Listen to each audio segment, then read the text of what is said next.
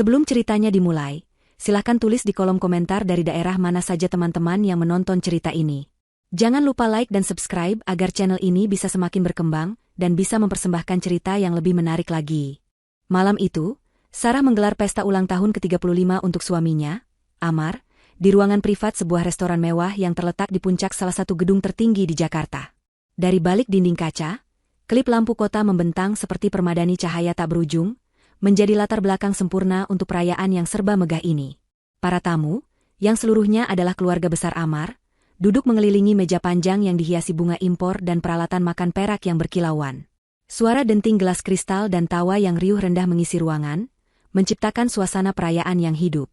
Ini adalah malam Amar, dan Sarah telah memastikan segalanya berjalan tanpa celah. Amar sendiri duduk di kepala meja, tampak seperti seorang raja. Ia mengenakan setelan jas mahal dan jam tangan baru yang harganya fantastis, keduanya hadiah dari Sarah. Senyum tak pernah lepas dari wajahnya saat ia menerima ucapan selamat dan menjadi pusat perhatian. Di seberangnya, Ibu Ratna, ibu mertua Sarah, mengamati putranya dengan tatapan penuh kebanggaan. Sesekali melirik Sarah dengan senyum tipis yang menyeratkan kepuasan karena menantunya telah berhasil memfasilitasi kemewahan ini. Bagi Sarah, pemandangan ini adalah tujuannya. Kebahagiaan suaminya adalah bayaran dari semua kerja kerasnya. Namun, di tengah kemeriahan itu, pintu ruangan terbuka dan ibunya, Ibu Sukma, melangkah masuk dengan ragu. Penampilannya yang sederhana dalam balutan gaun batik tulis langsung menciptakan kontras yang tajam dengan suasana pesta. Seketika, Sarah merasakan sedikit kecemasan. Ia segera bangkit menyambut ibunya, berusaha mengabaikan tatapan menilai dari beberapa kerabat Amar. Ia mendudukan ibunya di kursi sebelahnya, berharap bisa melindunginya dari suasana asing ini. Puncak dari rasa canggung itu terjadi saat sesi pemberian hadiah. Setelah Amar dengan gembira membuka kado-kado mewah, Ibu Sukma menyerahkan sebuah album foto berisi kenangan yang ia susun sendiri. Sebuah hadiah dari hati. Amar sempat terlihat tulus berterima kasih, namun sebuah cibiran pelan dari ibunya, hadiah kuno, membuatnya segera menyingkirkan album itu. Momen itu terasa seperti tamparan bagi Sarah. Ia melihat kilat luka di mata ibunya sebelum ditutupi dengan senyum sabar. Saat itu, Sarah memantapkan hatinya untuk menelan semua rasa sakit demi menjaga malam suaminya tetap sempurna, tidak menyadari bahwa kesabarannya sedang diuji hingga ke titik batasnya. Hidangan pembuka telah selesai diangkat oleh para pelayan yang bergerak efisien. Kini, aroma sedap dari berbagai pilihan hidangan utama mulai tercium saat para tamu membuat pesanan mereka. Seharusnya, ini adalah puncak dari kenikmatan kuliner malam itu, momen di mana semua orang bisa bersantai dan menikmati makanan lezat. Namun bagi Sarah, setiap detik yang berlalu terasa seperti penantian sebelum badai. Udara di dalam ruangan terasa semakin pekat oleh ketegangan yang hanya bisa ia rasakan. Ibu Ratna telah memulai permainannya, permainan kejam yang selalu ia mainkan setiap kali Ibu Sukma berada di dekatnya. Serangan-serangan itu datang bukan seperti pukulan, melainkan seperti ribuan tusukan jarum. Halus, terselubung, tetapi masing-masing meninggalkan luka kecil yang perih. Saat Ibu Sukma membolak-balik buku menu yang tebal dan berat dengan sampul kulit, Ibu Ratna berkomentar dengan nada ringan yang dibuat-buat. Bingung ya, Sukma? Memang menunya banyak sekali. Mungkin lebih baik pesan yang biasa dimakan saja, seperti ayam atau ikan. Jangan pesan steak, nanti salah potong bisa memalukan. Ibu Sukma tersenyum kikuk. Iya, saya pesan ikan saja. Pilihan yang aman, sahut Ibu Ratna, lalu menoleh pada kerabat di sebelahnya dan berbisik, cukup keras untuk didengar Sarah, selera orang kampung memang tidak bisa bohong. Dikasih menu seharga jutaan, pilihnya yang paling aman. Amar yang duduk di sebelah Sarah hanya terkekeh, seolah itu adalah lelogat paling lucu yang pernah ia dengar. Ia menepuk punggung tangan Sarah. Mama cuma bercanda, sayang, jangan terlalu serius. Jangan serius? Sarah ingin sekali berteriak. Itu ibuku yang sedang mereka tertawakan. Tapi yang keluar dari mulutnya hanyalah senyuman kaku. Ibu memang lebih suka ikan, Mas. Lebih sehat. Percuma. Pembelaannya yang lemah tidak ada artinya. Serangan berikutnya datang ketika seorang pelayan menawarkan pilihan minuman anggur.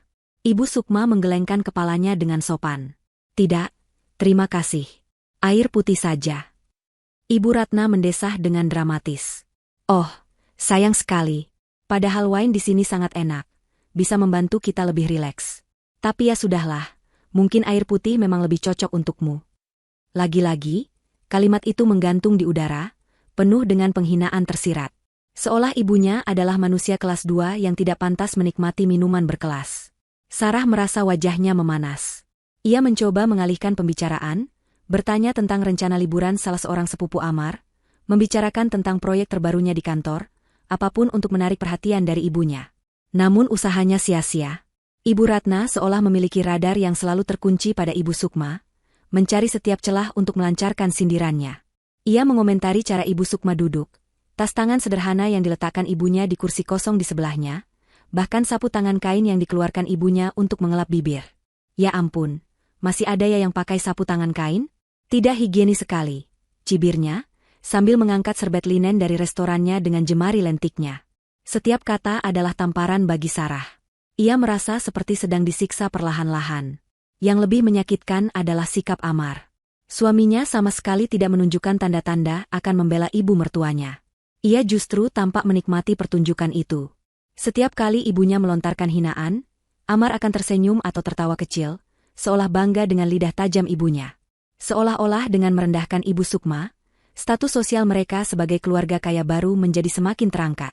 Sarah menatap ibunya. Wanita itu duduk dengan punggung yang semakin membungkuk, wajahnya pucat. Ia berusaha keras untuk tersenyum setiap kali Sarah menatapnya, seolah berkata, "Ibu tidak apa-apa." Tapi Sarah bisa melihat luka di matanya yang teduh. Ibunya sedang menanggung semua ini demi dirinya, demi menjaga nama baiknya di depan keluarga suaminya. Dan kesadaran itu membuat hati Sarah hancur. Ia merasa gagal sebagai seorang anak. Ia memberikan ibunya kemewahan semu, mengajaknya ke restoran mahal, tetapi pada saat yang sama ia membiarkan ibunya diinjak-injak di tempat ini. Puncak dari siksaan psikologis itu terjadi ketika hidangan utama mulai disajikan. Obrolan di meja sedikit mereda saat para pelayan meletakkan piring-piring dengan hati-hati. Di saat itulah, Ibu Ratna mencondongkan tubuhnya ke arah kakak iparnya, tetapi suaranya sengaja dikeraskan. "Aku benar-benar tidak mengerti kenapa Sarah harus membawa ibunya ke acara seperti ini. Lihat saja penampilannya, kontras sekali dengan kita semua. Aku malu sekali, tahu tidak? Seperti ada orang desa tersesat masuk istana." Waktu seolah berhenti bagi Sarah. Bisikan ular itu merayap di sepanjang meja, dan masuk ke telinganya dengan jelas. Ibu mertuanya malu karena kehadiran ibunya. Wanita yang telah melahirkan dan membesarkannya dengan penuh cinta dianggap sebagai aib. Amarah yang selama ini ia tekan, yang ia kubur dalam-dalam demi kedamaian, kini mulai bergolak hebat di dalam perutnya. Napasnya menjadi sesak. Ia menatap tajam ke arah Ibu Ratna, yang kini bersikap seolah tidak mengatakan apa-apa, sibuk memotong daging di piringnya. Kemudian, ia menatap Amar. Suaminya itu juga mendengarnya. Sarah yakin itu. Tapi tidak ada reaksi. Tidak ada teguran untuk ibunya. Tidak ada tatapan pembelaan untuknya, atau untuk Ibu Sukma. Amar hanya terus makan, seolah kata-kata berbisa itu hanyalah angin lalu. Dan di saat itulah Sarah menyadari, suaminya bukan hanya lemah, ia adalah kaki tangan dalam kekejaman ini. Seorang pelayan datang membawa pesanan terakhir, semangkuk sup krim jamur yang masih panas mengepul, pesanan untuk tamu di ujung meja. Saat pelayan itu berjalan di belakang Ibu Ratna, Sarah melihat sesuatu yang membuatnya merinding. Ibu Ratna melirik ke arah sup panas itu, lalu ke gaun batik sederhana yang dikenakan ibunya. Sebuah senyum keji yang sangat tipis, nyaris tak terlihat, terukir di bibirnya. Sebuah ide mengerikan baru saja lahir di kepalanya. Dan sebelum Sarah bisa berbuat apa-apa, ia melihat mertuanya bertukar pandang dengan Amar. Hanya sekilas. Sebuah anggukan kecil dari Amar, sebuah izin tanpa kata. Jantung Sarah serasa berhenti berdetak. Ia tahu, sesuatu yang jauh lebih buruk akan segera terjadi. Waktu seolah melambat saat Sarah menyaksikan senyum keji itu terukir di bibir ibu mertuanya. Dalam sepersekian detik sebelum bencana terjadi, benaknya terlempar ke belakang, membuka album kenangan pahit yang selama ini ia paksa untuk tutup rapat. Ini bukan pertama kalinya. Penghinaan ini, tatapan merendahkan ini, kekejaman yang dibungkus dengan keanggunan palsu ini, bukanlah hal baru. Itu adalah bara api yang terus-menerus disembunyikan di dalam skam pernikahannya, bara yang ia kira bisa ia kendalikan. Namun nyatanya hanya menunggu hembusan angin yang tepat untuk berkobar menjadi neraka. Pikirannya melayang ke sebuah pagi buta, setahun yang lalu. Jam di ponselnya baru menunjukkan pukul 4 pagi saat alarm berbunyi. Di luar masih gelap dan senyap. Amar masih tertidur lelap di sampingnya, napasnya teratur, damai di ranjang mahal mereka yang empuk. Sementara Sarah harus menyeret dirinya dari tempat tidur, berjuang melawan kantuk yang menyesakan, untuk mempersiapkan rapat penting dengan investor dari Eropa yang akan berlangsung pukul 5 pagi waktu Jakarta, karena perbedaan zona waktu. Ia ingat betul bagaimana ia duduk sendirian di ruang kerjanya yang dingin, menatap layar laptop yang menyilaukan, otaknya bekerja keras menyusun strategi dan angka-angka. Di pundaknya lah nasib ratusan karyawan dan proyek bernilai triliunan rupiah bergantung. Ia memenangkan negosiasi itu, tentu saja. Ia selalu menang. Kemenangan itu ia bayar dengan sakit kepala yang berdenyut-denyut dan perut kosong, karena melewatkan sarapan. Saat ia akhirnya bisa beristirahat sekitar pukul 10 pagi, ia menemukan Amar baru saja bangun. Suaminya itu turun dari lantai atas dengan pakaian golfnya yang necis, rambutnya masih basah dan wangi sabun mahal. Ia mengecup kening Sarah sambil lalu. "Aku mau main golf dulu ya, sayang. Nanti siang ada janji makan dengan teman-teman di klub." Tidak ada pertanyaan tentang bagaimana rapatnya, tidak ada tawaran untuk membuatkannya teh hangat. Dunianya hanya berputar pada jadwal sosialnya yang padat, jadwal yang sepenuhnya dibiayai oleh istri yang baru saja mengamankan masa depan perusahaan. Sarah hanya bisa mengangguk lelah, menatap punggung suaminya yang menghilang di balik pintu, meninggalkan aroma parfum mahal yang terasa menyesakan. Itulah pola hidup mereka. Sarah adalah mesin pencari uang, sementara Amar dan ibunya adalah penikmat hasilnya.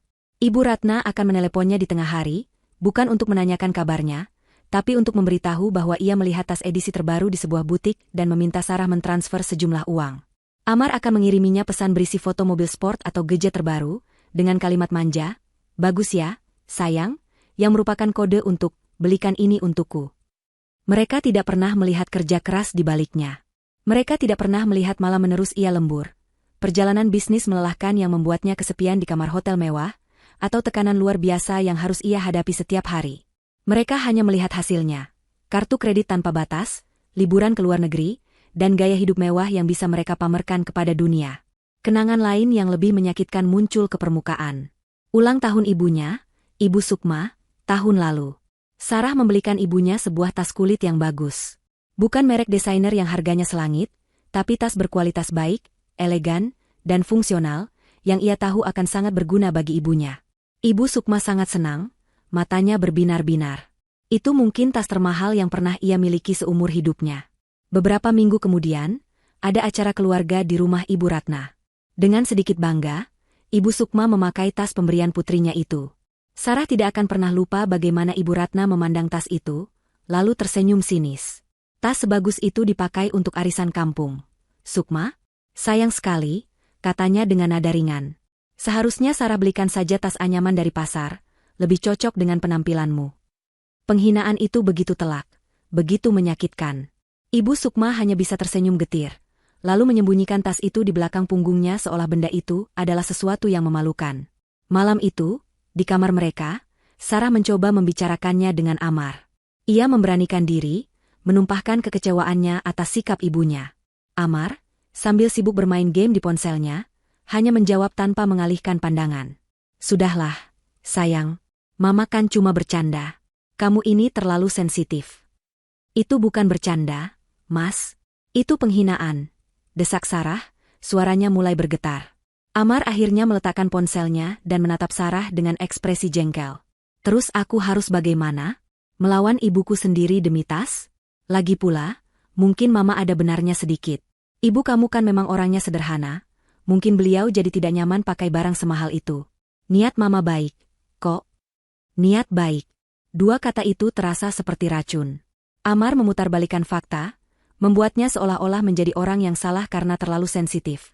Sementara ibunya yang kejam justru dianggap berniat baik. Itulah titik di mana Sarah mulai menyerah. Ia sadar, suaminya tidak akan pernah membelanya. Di mata Amar, ibunya adalah segalanya, dan Sarah serta keluarganya hanyalah pihak luar yang harus terus-menerus menyesuaikan diri dan menerima. Sejak saat itu, Sarah memilih diam. Ia menelan setiap sindiran, setiap tatapan merendahkan. Ia mengubur setiap rasa sakit, melapisi hatinya dengan kesabaran setebal baja, demi menjaga keutuhan rumah tangganya. Bara itu ia biarkan tersembunyi, membakar dirinya dari dalam. Kini, semua kenangan itu berkelebat dalam sepersekian detik. Kilas balik itu membawanya kembali ke meja restoran yang dingin ini. Ia melihat senyum keji Ibu Ratna, melihat anggukan setuju dari suaminya. Dan ia sadar, ini bukanlah lagi sekadar sindiran atau hinaan verbal. Kali ini, mereka akan melukai ibunya secara fisik. Bara di dalam sekam itu kini bukan lagi sekadar bara. Hembusan angin kebencian dari mertua dan suaminya telah menyulutnya menjadi api yang siap melahap segalanya. Kesabarannya yang setebal baja itu kini telah meleleh, mencapai titik didihnya. Dunia Sarah seolah bergerak dalam gerak lambat. Matanya terpaku pada sosok pelayan muda yang berjalan dengan hati-hati, membawa nampan perak berisi semangkuk besar sup krim jamur yang masih mengepulkan uap panas. Ia melihat dengan sangat jelas bagaimana siku Ibu Ratna, dengan gerakan yang disamarkan sebagai gerakan mengambil gelas, menyentak ke belakang. Gerakan itu singkat, tajam, dan sangat disengaja. Siku itu menghantam nampan perak, menyebabkan benda itu oleng dengan keras. Mangkuk porselen putih yang berat itu terangkat ke udara sesaat, sebelum akhirnya terguling. Waktu seolah membeku saat Sarah menyaksikan cairan kental berwarna putih susu itu melayang, membentuk busur mengerikan di udara, terbang lurus menuju satu sasaran, ibunya. Tidak ada yang bisa ia lakukan. Teriakan peringatan tertahan di tenggorokannya. Berua aak. Suara mangkuk yang pecah berantakan di lantai marmer memecah keheningan sesaat. Namun suara yang lebih mengerikan adalah desis panas saat sup itu mendarat di dada dan pangkuan Ibu Sukma. Gaun batik tulis yang indah itu seketika ternoda oleh bercak putih yang menjijikan. Namun bukan itu yang terburuk. Aduh! Ibu Sukma menjerit tertahan, tubuhnya tersentak ke depan. Itu bukan jeritan kaget, melainkan jeritan kesakitan. Uap panas mengepul dari pakaian ibunya, dan Sarah tahu, di balik kain itu, kulit ibunya yang rapuh sedang melepuh. Restoran yang tadinya ramai oleh obrolan dan denting alat makan mendadak hening. Semua percakapan berhenti. Semua mata tertuju ke meja mereka. Pelayan yang membawa sup tanpa pucat pasi, wajahnya penuh horor dan rasa bersalah. Maaf, Bu, maafkan saya. Saya tidak sengaja. Gagapnya, tangannya gemetar. Tapi Sarah tahu. Itu bukan salah pelayan itu. Matanya langsung melesat ke arah Ibu Ratna. Wanita itu menunjukkan ekspresi kaget yang begitu palsu. Tangannya menutup mulutnya dengan gaya dramatis yang biasa ia lihat di sinetron. Namun matanya, mata dinginnya itu, berkilat penuh kemenangan. Untuk sesaat, Sarah membeku. Otaknya tidak bisa memproses tingkat kekejaman ini. Tapi melihat ibunya yang meringis menahan sakit, nalurinya sebagai seorang anak mengambil alih. Ia melompat dari kursinya. Ibu tidak apa-apa. Ia meraih serbet kain dari meja dan mencoba menyeka sup panas itu dari baju ibunya. Namun ia segera berhenti, sadar bahwa menggosoknya hanya akan membuat luka bakarnya semakin parah. Tangannya gemetar hebat, campuran antara amarah dan kekhawatiran. Di tengah kepanikan itu, di saat seharusnya semua orang menunjukkan simpati, Ibu Ratna justru berdiri. Ia tidak menolong. Ia tidak meminta maaf. Sebaliknya, ia menunjuk ke arah Ibu Sukma dengan jarinya yang dihiasi cincin berlian. Dan dengan suara yang melengking, cukup keras untuk didengar oleh seluruh pengunjung restoran, ia mulai berteriak. Dasar norak. Makan saja tidak becus. Lihat bajumu itu, sudah kampuan, sekarang kotor bau sup. Setiap kata adalah sebuah cambukan. Sarah mendongak, menatap ibu mertuanya dengan tidak percaya. Benar-benar bikin malu. Tidak berpendidikan. Sudah kubilang orang seperti ini tidak seharusnya diajak ke tempat berkelas. Seluruh restoran kini menjadi saksi bisu penghinaan publik ini. Para tamu di meja lain menatap dengan campuran antara rasa kaget, kasihan, dan mungkin sedikit rasa ingin tahu yang memalukan. Ibu Sukma, yang sedang menahan sakit fisik, kini harus menanggung beban rasa malu yang luar biasa. Wajahnya pucat pasi, bibirnya bergetar. Ia tidak berani mengangkat wajahnya, bahunya merosot seolah ingin menelan dirinya sendiri ke dalam lantai. Air mata mulai menggenang di matanya yang teduh, air mata karena rasa sakit dan terhina. Melihat ibunya diperlakukan seperti itu, sesuatu di dalam diri Sarah patah. Bendungan kesabarannya hancur total. Amarah yang begitu besar, amarah yang telah ia pendam selama bertahun-tahun, kini meledak tanpa bisa dikendalikan. Air mata panas mulai mengaburkan pandangannya, namun itu bukan air mata kesedihan. Itu adalah air mata amukan. Dengan tubuh yang bergetar hebat, ia perlahan bangkit berdiri. Namun, sebelum mulutnya sempat meneriakkan kutukan, matanya secara otomatis mencari satu orang. Satu-satunya orang yang seharusnya menjadi pembelanya, pelindungnya, dan tameng bagi keluarganya. Ia menatap suaminya, Amar. Di tengah kekacauan itu, Amar hanya duduk diam, wajahnya menunjukkan ekspresi jengkel dan malu. Malu, bukan karena perbuatan ibunya, tapi karena drama yang ditimbulkan oleh ibu mertuanya. Sarah menatapnya, matanya yang basah memohon dalam diam. Tolong, Mas. Tolong katakan sesuatu. Bela ibu. Tunjukkan bahwa kau adalah suamiku. Tunjukkan bahwa kau masih punya hati nurani.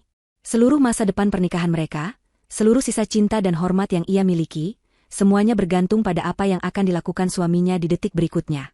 Di tengah keheningan yang mencekam sesaat setelah sup panas itu tumpah, dunia bagi Sarah seolah terbagi menjadi dua. Ada dunia luar, di mana ia bisa mendengar desis kaget dari meja-meja lain, bisikan-bisikan horor, dan permintaan maaf yang panik dan tergagap dari pelayan muda yang wajahnya sepucat kertas. Lalu ada dunia di dalam kepalanya, di mana satu-satunya suara adalah jeritan kesakitan ibunya yang tertahan. Jeritan itu bergema, mengalahkan denting peralatan makan, mengalahkan alunan musik jazz, menjadi satu-satunya realitas yang penting. Rasa panas dari sup itu seolah menjalar ke dalam hatinya, membakar habis sisa-sisa kesabaran yang telah ia pertahankan dengan susah payah sepanjang malam.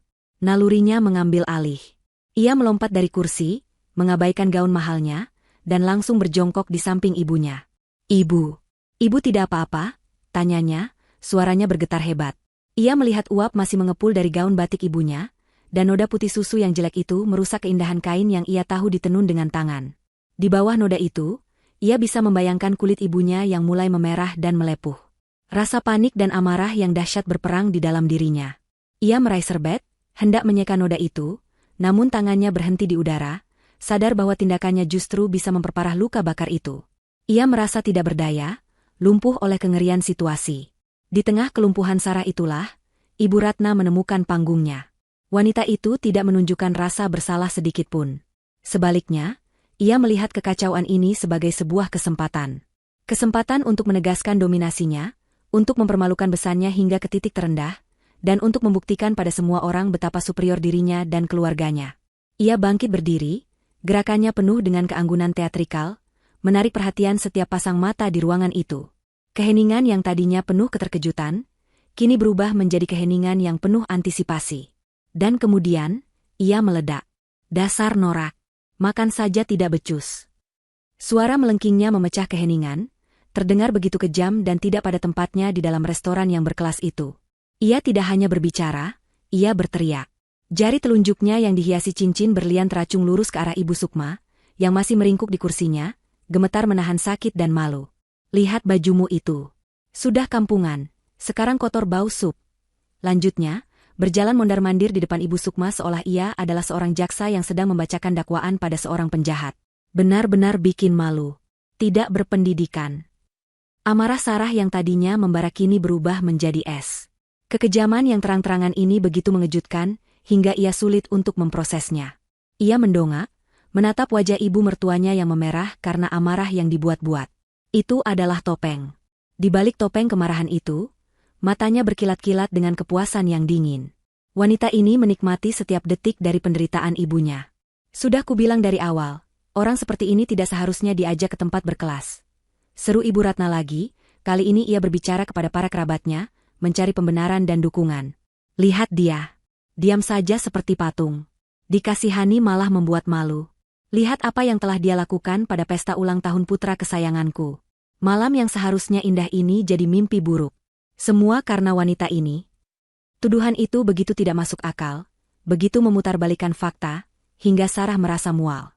Ia bangkit berdiri, menempatkan dirinya secara protektif di antara ibunya dan monster yang sedang mengamuk itu.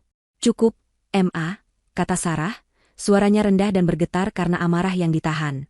"Ini kecelakaan. Dan ibu sedang kesakitan." "Kecelakaan?" Ibu Ratna tertawa sinis, tawa yang terdengar seperti suara kuku yang digoreskan di papan tulis. "Jangan membela ibumu yang tidak tahu diri itu, Sarah. Atau jangan-jangan, kau sengaja, ya? Kau sengaja membawa ibumu ini untuk menunjukkan pada semua orang kalau kau tidak peduli dengan martabat keluarga suamimu." Tuduhan itu menghantam Sarah seperti tamparan. Kini serangan itu ditujukan padanya. Ia dituduh sebagai dalang dari penghinaan terhadap keluarganya sendiri. Ia menatap nanar pada wanita di hadapannya. Bertahun-tahun ia mencoba mengambil hati wanita ini, membelikannya hadiah mahal, menuruti semua kemauannya, menelan semua sindirannya, dan beginilah balasannya. "Ibu, ayo kita pergi dari sini," bisik Sarah pada ibunya, mengabaikan ibu mertuanya. "Kita ke toilet, kita bersihkan lukanya." Ia mencoba membantu ibunya untuk berdiri, ingin segera lari dari neraka publik ini. Namun, Ibu Sukma menahan lengannya. Wanita tua itu menatapnya dengan mata yang basah oleh air mata, menggelengkan kepalanya pelan. Sudah, nak, jangan dilawan. Lirihnya, suaranya nyaris tak terdengar. Nanti rumah tanggamu hancur. Biarkan saja, ibu tidak apa-apa. Sungguh. Pengorbanan ibunya di saat seperti ini justru menjadi bahan bakar yang menyulut api amarah Sarah semakin besar. Bagaimana mungkin ibunya masih memikirkan rumah tangganya di saat ia sedang diserang secara fisik dan mental? Ketika Sarah hendak memaksa ibunya untuk berdiri, sebuah tangan mencengkeram lengannya dengan kasar. Ibu Ratna. Mau kemana kau? Desisnya, cengkeramannya kuat dan menyakitkan. Mau lari setelah membuat kekacauan? Tanggung jawab dulu. Lepaskan saya, balas Sarah, mencoba melepaskan cengkeraman itu. Tidak akan, seru Ibu Ratna, kini benar-benar kehilangan kendali. Seharusnya kau dan ibumu ini bersujud meminta maaf. Minta maaf pada semua tamu karena sudah merusak suasana. Dan yang terpenting, minta maaf pada anakku, Amar. Tuntutan gila itu menjadi puncak dari segalanya. Sarah berhenti meronta. Ia berhenti berbicara. Ia merasa terperangkap dalam sebuah drama absurd yang ditulis oleh iblis. Di satu sisi, ibunya yang terluka memohonnya untuk diam demi pernikahannya. Di sisi lain, ibu mertuanya yang gila menuntutnya untuk meminta maaf atas kejahatan yang tidak ia lakukan. Ruangan terasa menyempit, suara-suara menjadi dengungan, dan wajah-wajah para kerabat yang hanya menonton tanpa berbuat apa-apa tampak seperti topeng-topeng tanpa emosi. Dalam keputusasaan yang mencekik itu, matanya mencari satu-satunya jalan keluar. Satu-satunya orang yang bisa menghentikan kegilaan ini. Ia menoleh, pandangannya melewati semua orang dan semua kekacauan, dan berhenti pada satu titik. Pada suaminya. Amar. Ia hanya duduk diam di kursinya sejak tadi, wajahnya sulit dibaca. Apakah itu amarah? Rasa malu? Atau ketidakpedulian? Sarah tidak tahu. Tapi saat itu, ia tidak peduli lagi. Ia hanya butuh seorang suami. Ia butuh pria yang pernah mengucapkan janji di hadapan Tuhan untuk melindunginya dalam suka dan duka. Ia menatap Amar dengan seluruh sisa harapan yang ia miliki. Matanya yang kini dibanjiri air mata tidak lagi menunjukkan amarah, melainkan sebuah permohonan yang hening dan putus asa. Hentikan ini, Mas. Tolong, hentikan ibumu. Jadilah pahlawanku, sekali ini saja. Jadilah suami yang kubanggakan. Jadilah seorang laki-laki. Seluruh hidupnya, seluruh masa depannya, seluruh cintanya, semuanya ia pertaruhkan pada satu tatapan itu, menunggu jawaban dari pria yang memegang kunci dari hatinya yang kini berada di ambang kehancuran. Keheningan yang mengikuti permohonan bisu Sarah terasa abadi. Setiap detik yang meregang terasa seperti 1 jam penyiksaan. Seluruh mata di ruangan itu kini tertuju pada Amar. Menunggunya bergerak, menunggunya berbicara. Ia adalah raja di pesta ini, hakim di pengadilan dadakan ini. Sarah menatapnya, napasnya tertahan di tenggorokan, hatinya yang sudah retak berdebar tak keruan, menggantungkan nasibnya pada seutas benang harapan yang rapuh. Ia masih bisa melihat pria yang ia nikahi, pria yang bisa membuatnya tertawa, pria yang dulu berjanji akan membangun dunia bersamanya. Harapan itu, betapapun bodohnya, menolak untuk mati. Akhirnya, Amar bergerak. Ia tidak tergesa-gesa. Dengan gerakan yang terasa disengaja dan dingin, ia meletakkan garpu dan pisaunya di atas piring, menyilangkannya dengan rapi. Ia mengambil serbet linen dari pangkuannya, dan menyeka bibirnya yang tidak kotor. Ia lalu meluruskan dasinya dan merapikan lengan jas mahalnya. Setiap gerakan kecil itu adalah sebuah pernyataan. Ia tidak sedang panik. Ia sedang mengambil kendali, dan ia sedang membuat sebuah pilihan. Pilihan yang ia buat bukan berdasarkan hati nurani, melainkan berdasarkan kalkulasi dingin tentang siapa yang paling menguntungkan posisinya. Sarah bisa melihatnya dengan jelas, dan rasa dingin mulai merayap di tulang punggungnya. Amar bangkit berdiri. Tubuhnya yang tegap dan penampilannya yang sempurna, membuatnya tampak begitu berkuasa. Untuk sesaat, hati Sarah berdesir. Mungkin ia akan berjalan ke arah ibunya dan menegurnya. Mungkin ia akan membela kehormatan istrinya. Ia mulai melangkah. Bukan ke arah ibunya. Ia berjalan melewati ibunya, dan berhenti tepat di depan Sarah dan Ibu Sukma. Sarah mendongak, hatinya yang tadinya dingin kini melambung dengan secercah harapan terakhir. Ia ada di sini, ia akan melindungi mereka. Dan kemudian, Amar membuka mulutnya. Cukup. Raungan itu lebih dalam dan lebih mengintimidasi daripada teriakan Ibu Ratna. Tapi amarah itu, seperti sambaran petir yang menyadarkan, tidak ditujukan pada ibunya. Tatapan matanya yang penuh amarah dan kejijikan tertuju lurus pada Sarah dan ibunya. Harapan terakhir Sarah pecah menjadi debu. Kalian berdua yang bikin malu. Lanjutnya, suaranya menggema. Pestaku jadi hancur gara-gara kalian.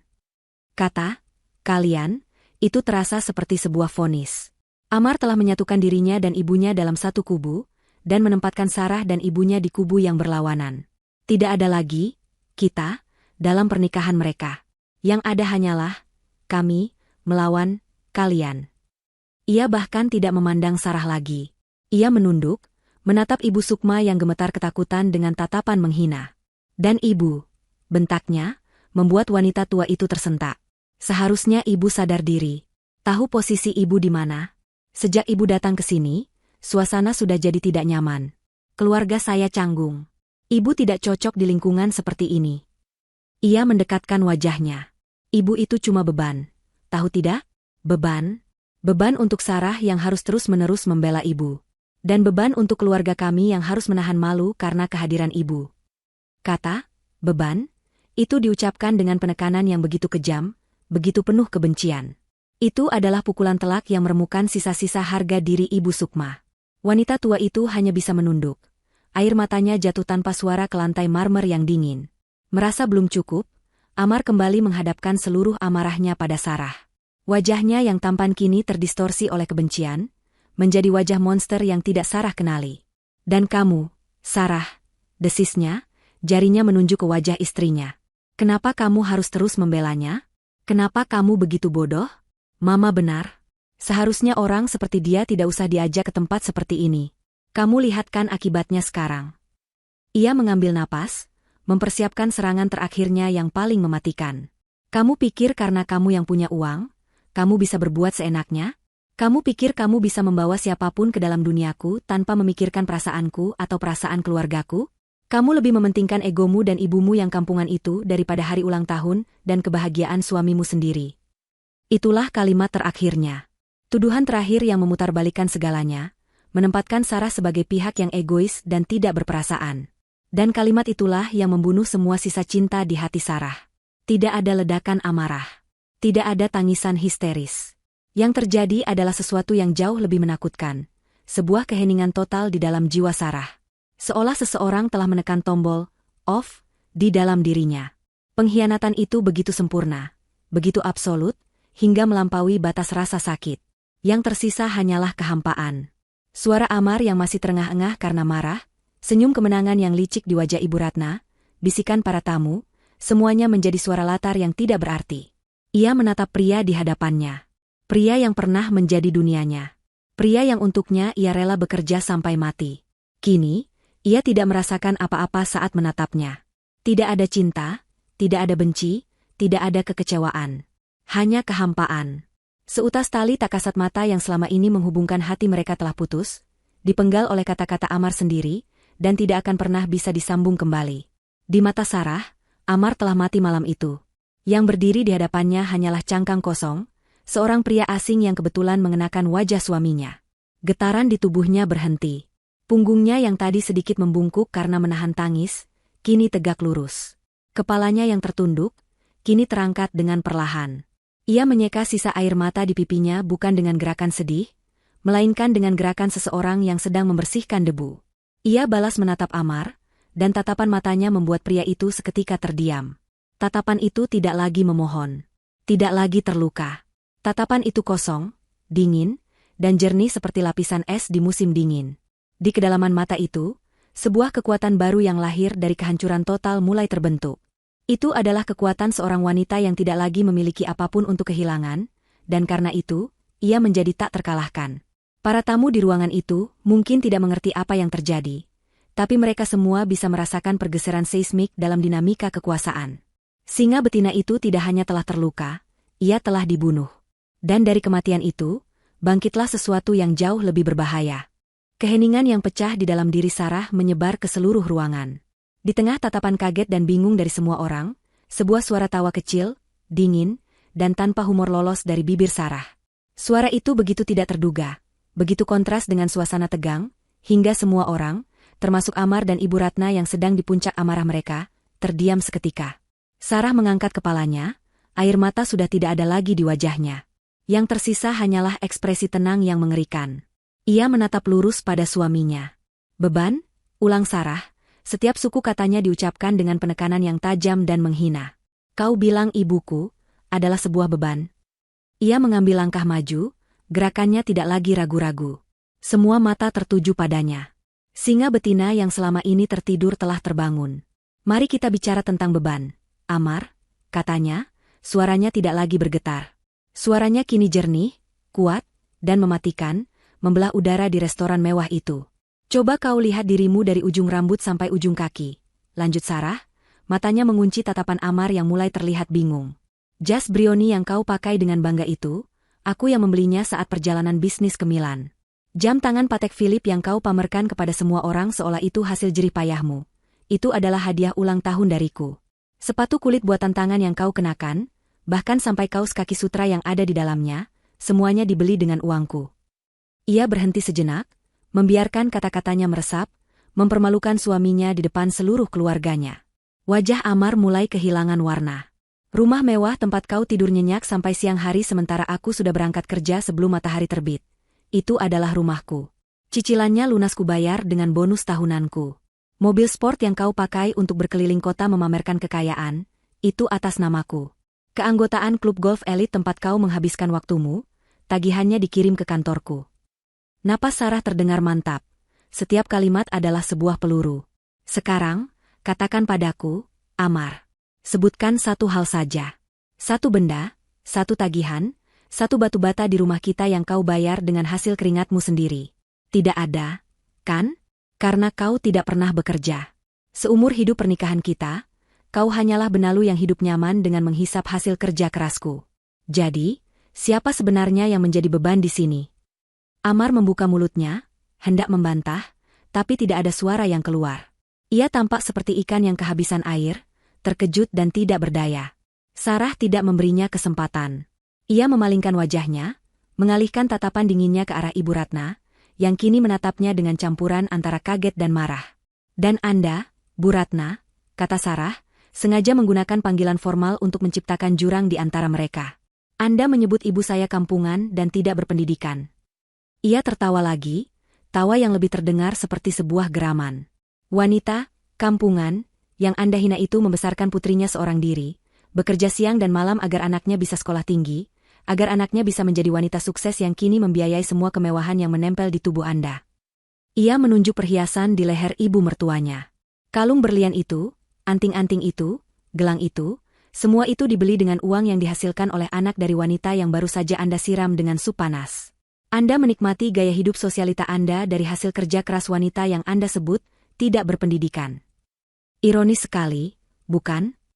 Wajah Ibu Ratna yang tadinya angkuh kini memerah padam, antara malu dan murka. Kalian berdua, lanjut Sarah, suaranya kini menyapu kedua orang itu, telah hidup dalam kenyamanan dan kemewahan yang aku sediakan. Kalian makan makananku, tinggal di rumahku, menghabiskan uangku. Dan sebagai balasannya, kalian menginjak-injak satu-satunya keluarga yang aku miliki, menghina ibuku di depan wajahku.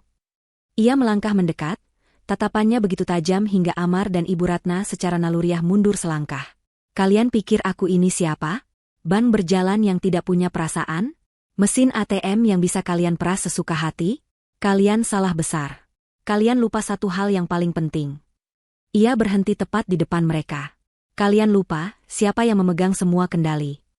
Ruangan itu sunyi senyap, hanya terdengar suara napas Sarah yang tenang dan mantap. Malam ini, di pesta ulang tahunmu yang menyedihkan ini, Amar, katanya dengan suara yang nyaris berbisik namun terdengar oleh semua orang. Aku akan memberimu hadiah terakhir.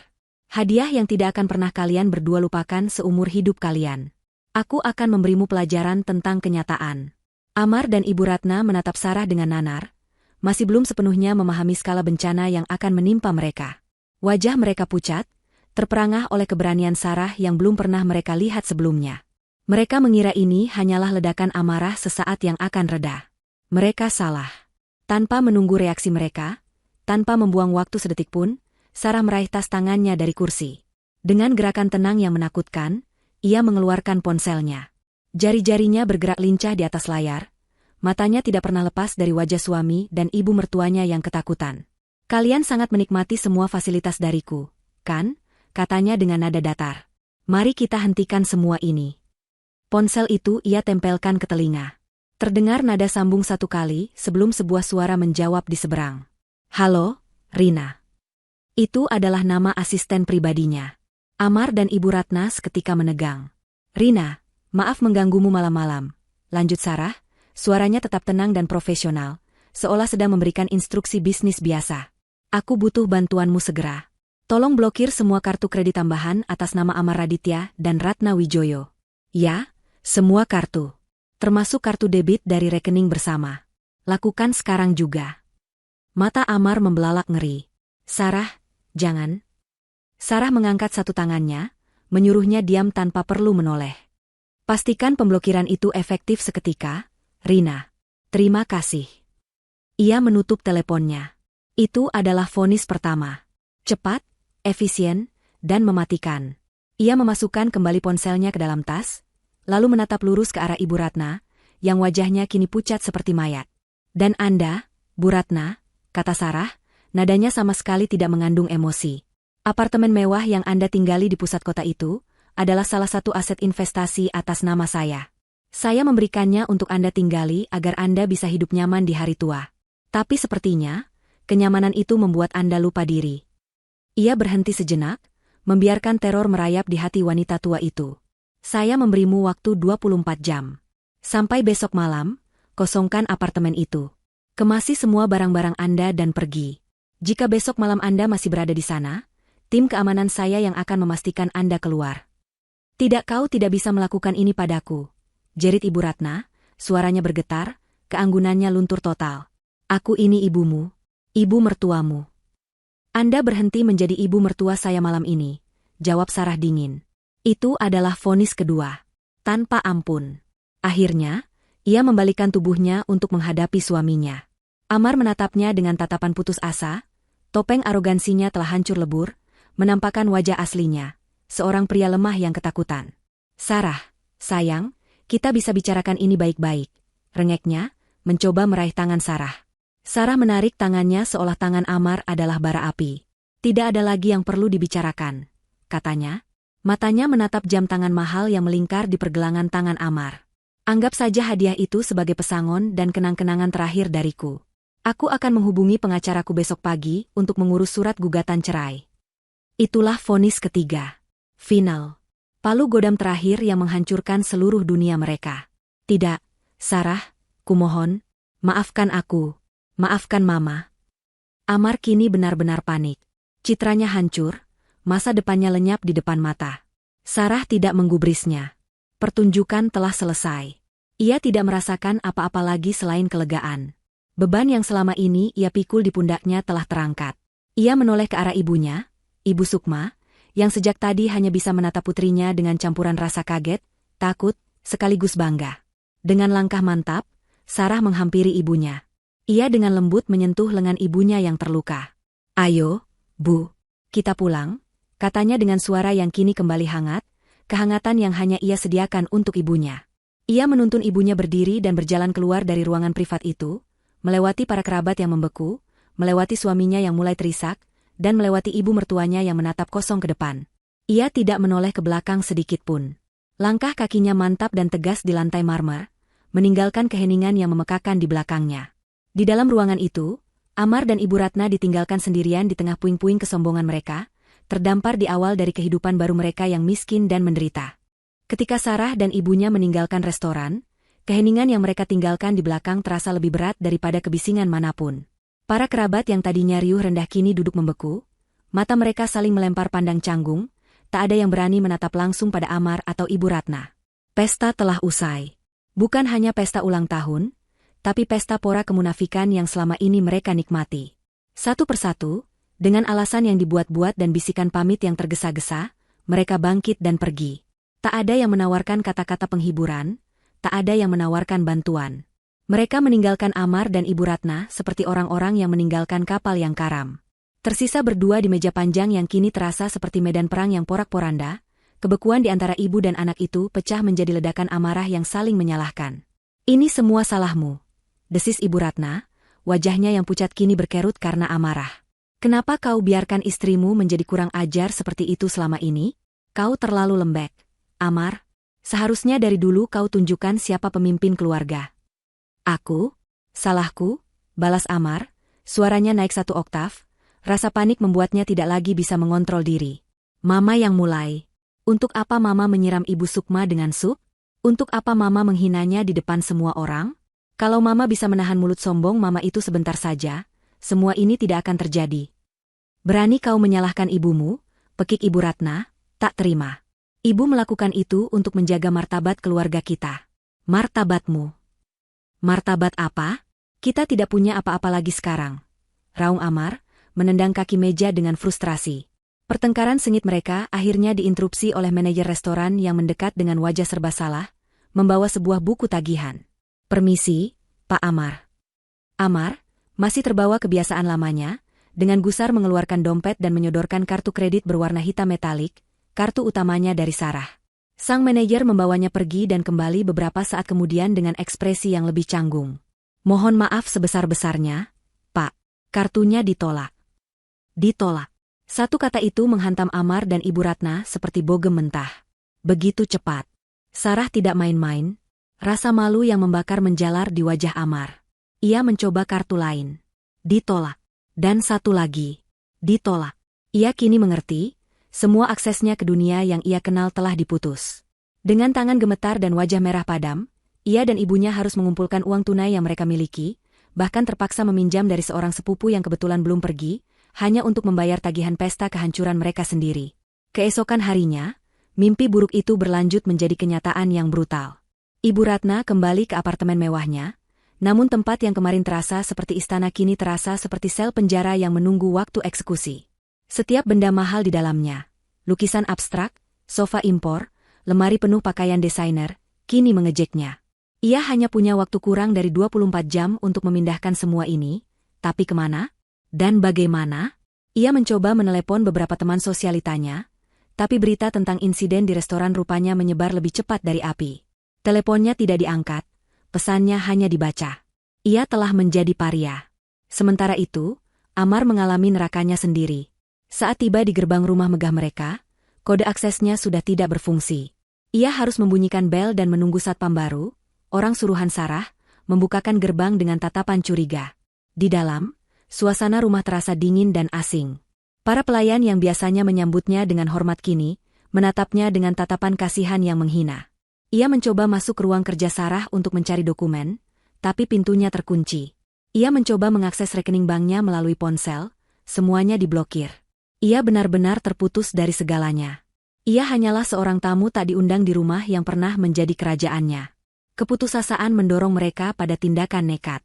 Siang itu, mereka berdua mendatangi menara kantor tempat Sarah bekerja, berniat untuk memohon dan membuat drama di sana. Namun, dunia Sarah adalah benteng yang tidak bisa mereka tembus. Rina, asisten pribadi Sarah yang suaranya mereka dengar di telepon semalam, menyambut mereka di lobi dengan senyum profesional yang dingin. Mohon maaf, Pak Amar, Bu Ratna. Ibu Sarah sedang dalam rapat dewan direksi dan jadwalnya penuh sepanjang hari ini. Beliau tidak bisa diganggu. Aku suaminya.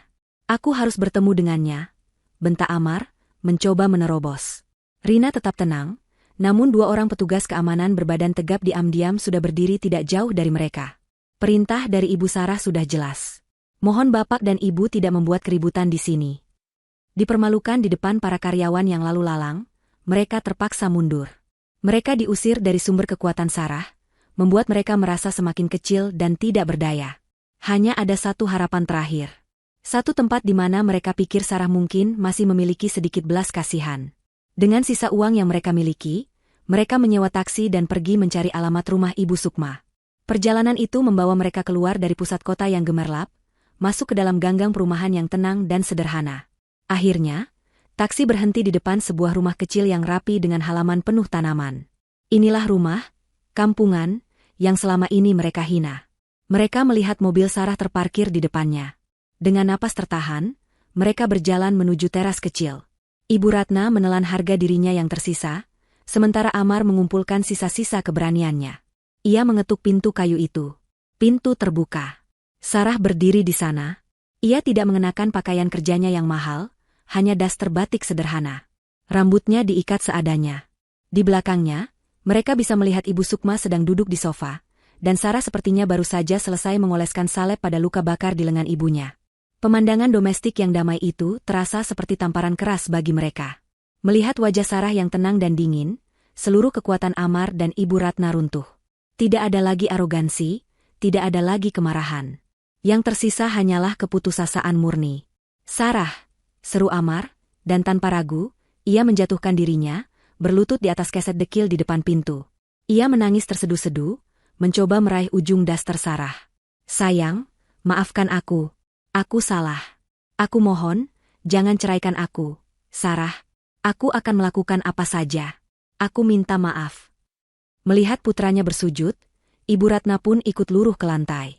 Wanita yang tadinya begitu angkuh itu, kini menangis meraung-raung, wajahnya yang penuh riasan luntur oleh air mata. Sarah, nak, maafkan ibu. Ibu hilaf. Ibu mohon padamu, jangan usir kami. Ia bahkan menoleh pada Ibu Sukma dengan tatapan memelas. Sukma, tolong aku, Sukma. Bilang pada putrimu untuk memaafkan kami. Aku minta maaf karena sudah menyakitimu. Mereka berdua bersujud di sana, di teras rumah sederhana itu, di atas keset yang mungkin pernah mereka ejek dalam hati. Tangisan dan permohonan mereka yang menyedihkan menjadi tontonan bagi beberapa tetangga yang penasaran. Puncak ironi dari kejatuhan mereka adalah ini, mereka memohon belas kasihan di atas aspal di depan pintu rumah wanita yang paling mereka rendahkan. Sarah hanya menatap mereka dari atas. Tidak ada kemarahan di matanya, tidak ada kebencian, bahkan tidak ada rasa kasihan. Yang ada hanyalah tatapan hampa. Ia membiarkan mereka menangis selama beberapa saat, membiarkan mereka merasakan puncak dari penghinaan diri mereka sendiri. Akhirnya, ia berbicara, suaranya pelan namun mematikan. Penyesalan kalian tidak ada artinya, katanya. Kalian tidak menyesali perbuatan kalian. Kalian hanya menyesali konsekuensinya. Ia menatap mereka yang masih bersujud, dua sosok yang menyedihkan. Sudah terlambat. Semuanya sudah terlambat. Tanpa menunggu jawaban, ia melangkah mundur dan menutup pintu kayu itu dengan pelan. Namun suaranya terdengar seperti sebuah vonis akhir. Di luar, di atas aspal yang panas, tangisan Amar dan Ibu Ratna perlahan-lahan berubah dari permohonan menjadi raungan keputusasaan murni, menyadari bahwa pintu menuju kehidupan nyaman mereka telah tertutup selamanya. 6 bulan berlalu. Langit Jakarta di pagi hari tampak cerah dari balkon sebuah Gria Tawang, penthouse, yang lapang di salah satu gedung apartemen paling prestisius di ibu kota. Udara terasa segar, dan aroma bunga melati dari taman vertikal di dinding balkon bercampur dengan aroma kopi yang baru diseduh. Disinilah dunia baru Sarah dimulai. Ia telah menjual rumah megah yang penuh kenangan buruk itu, menggantinya dengan tempat tinggal yang lebih mencerminkan dirinya. Elegan, modern, hangat, dan penuh cahaya. Tempat ini bukan untuk pamer, melainkan untuk hidup. Sarah duduk di salah satu kursi rotan yang nyaman di balkon, memegang cangkir kopinya. Di seberangnya, Ibu Sukma sedang tersenyum sambil menyiram tanaman anggreknya. Luka bakar di lengannya sudah lama sembuh, hanya menyisakan bekas samar yang menjadi pengingat akan kebebasan mereka. Wanita itu tampak 10 tahun lebih muda. Tidak ada lagi bayang-bayang ketakutan atau rasa rendah diri di matanya. Ia kini tinggal bersama Sarah, bukan sebagai seseorang yang menumpang, tetapi sebagai mitra. Desain batik baru dari para pengrajin di desa sudah datang. Nak, kata Ibu Sukma, suaranya ceria. Bagus-bagus sekali. Mereka bersemangat sekali mendengar produk mereka akan kita pasarkan di galeri. Sarah tersenyum tulus. Tentu saja, Bu. Kualitasnya tidak kalah dengan desainer luar negeri. Nanti siang kita lihat sama-sama ya. Setelah perceraiannya final, Sarah tidak hanya memutus masa lalunya, tetapi juga membangun masa depan yang baru, dan ia membawa ibunya serta. Dengan sebagian modalnya, ia mendirikan sebuah usaha sosial bernama Warisan Sukma. Usaha itu bekerja sama dengan para pengrajin batik dan produk kerajinan tangan dari desa asal ibunya, memberi mereka wadah untuk menjual karya mereka dengan harga yang pantas di pasar kelas atas. Ibu Sukma, dengan pengetahuannya tentang kain dan kerajinan, bertindak sebagai kurator utama. Ia menemukan kembali harga dirinya, bukan sebagai beban, melainkan sebagai seorang ahli yang dihormati. Sarah menemukan kembali kebahagiaannya, bukan dari angka-angka di laporan keuangan, tetapi dari melihat ibunya tertawa lepas dan para pengrajin di desa bisa menyekolahkan anak-anak mereka. Ia masih seorang pebisnis yang ulung, tetapi kini hatinya ikut serta dalam pekerjaannya. Beban untuk membiayai 2 parasit serakah telah hilang, digantikan oleh gairah untuk membangun sesuatu yang berarti. Di belahan lain kota itu, di sebuah gang sempit yang becek dan berbau apak, fajar tidak pernah terasa baru. Setiap pagi adalah pengulangan dari mimpi buruk yang sama bagi Amar dan Ibu Ratna. Mereka kini tinggal di sebuah kamar kontrakan petak berukuran 3 kali 4 meter.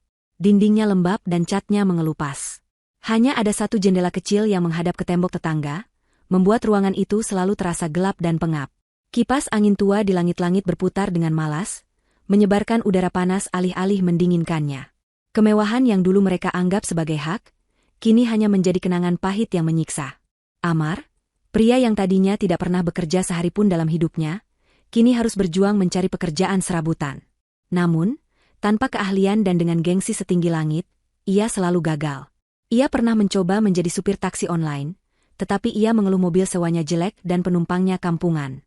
Ia pernah mencoba bekerja di sebuah toko, tetapi ia dipecat setelah 3 hari karena bersikap arogan pada pelanggan.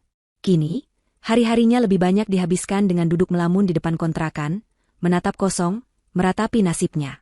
Ibu Ratna, wanita sosialita yang tadinya hanya peduli pada jadwal arisan dan butik mana yang harus dikunjungi, kini harus berhadapan dengan kenyataan pahit. Ia harus belajar mencuci pakaiannya sendiri dengan tangan, belajar memasak nasi di panci butut, dan belajar tawar-menawar dengan tukang sayur untuk mendapatkan harga termurah. Setiap hari adalah sebuah penghinaan baginya. Wajahnya yang dulu terawat kini kusam dan selalu cemberut. Cinta antara ibu dan anak yang dulu tampak begitu kuat, kini terbukti hanyalah ikatan yang didasari oleh keserakahan bersama. Tanpa uang sarah, tidak ada lagi yang merekatkan mereka selain penderitaan dan kebencian. Pertengkaran menjadi menu harian mereka. Lihat, uang kita tinggal 50.000 untuk seminggu, teriak Amar suatu sore, melempar beberapa lembar uang lecek ke atas meja. Ini semua gara-gara kesombongan mama. Gara-gara aku, balas Ibu Ratna, tak kalah sengit. Gara-gara kau yang tidak becus jadi suami. Pria macam apa kau ini? Tidak bisa memberi makan ibunya sendiri. Kau membiarkan istrimu menginjak-injak kita. Istri? Dia bukan istriku lagi. Dan itu karena mama. Mereka saling berteriak, saling menyalahkan, terperangkap dalam lingkaran setan kepahitan mereka. Tidak ada penyesalan atas apa yang mereka lakukan pada Sarah dan ibunya. Yang ada hanyalah penyesalan atas apa yang telah hilang dari mereka. Malam itu, saat Sarah dan Ibu Sukma sedang menikmati teh hangat di balkon geria tawang mereka, tertawa sambil mengenang masa kecil Sarah, di kontrakan pengap di seberang kota, Amar dan Ibu Ratna duduk dalam keheningan yang penuh permusuhan. Di antara mereka, di atas meja reot, ada 2 mangkuk mie instan yang mengepulkan uap. Itulah makan malam termewah yang bisa mereka nikmati. Mereka makan tanpa saling pandang, setiap suapan terasa seperti menelan kepahitan nasib mereka. Mereka telah mendapatkan apa yang pantas mereka dapatkan. Di puncak dunianya yang baru, Sarah akhirnya menemukan kebahagiaan sejati, yang lahir dari kebebasan, cinta tulus, dan kedamaian. Sementara jauh di bawah sana, di dasar jurang yang mereka gali dengan kesombongan mereka sendiri, 2 jiwa yang tamak itu terus membayar harga keangkuhan mereka, hari demi hari, dalam penderitaan yang tak berkesudahan. Karma telah dibayar lunas. 1 tahun telah berlalu sejak malam yang menghancurkan sekaligus membebaskan itu. Dari balkon geria tawangnya yang kini rimbun oleh tanaman-tanaman yang dirawat dengan penuh kasih oleh ibunya, Sarah seringkali menatap Cakrawala Jakarta. Kota yang sama, langit yang sama, namun ia adalah pribadi yang sepenuhnya berbeda. Dulu, ia melihat kota ini sebagai medan pertempuran yang harus ia taklukkan demi membahagiakan suami dan keluarganya.